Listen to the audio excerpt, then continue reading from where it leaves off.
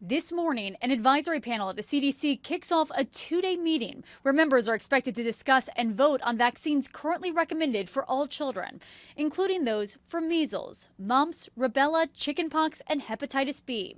The COVID vaccine also up for discussion. Such a meeting rarely draws attention, but Health Secretary Robert Kennedy recently replaced members of the panel, and many of the new members have questioned vaccine safety or spread misinformation about vaccines. Yesterday, former CDC Director Susan Menares told a Senate committee that Kennedy fired her after less than a month on the job because she refused to pre-approve new vaccine recommendations without evidence. And he said and elaborated on this for some period of time that there is no data and evidence, there is no science, and that I needed to commit to signing off on each and every one of those recommendations.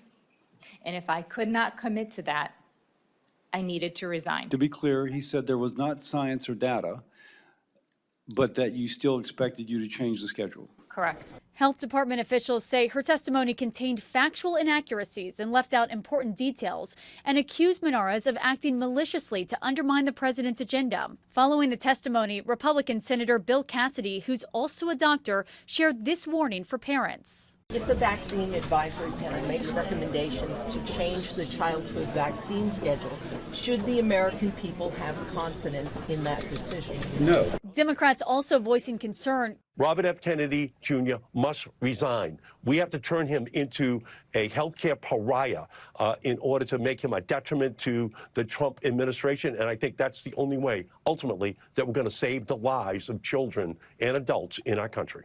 Several major medical groups warn any recommendations shifting vaccine schedules or eligibility could spark more confusion, trigger shortages, and potentially cost lives, pointing to a measles outbreak this year that killed 2 children.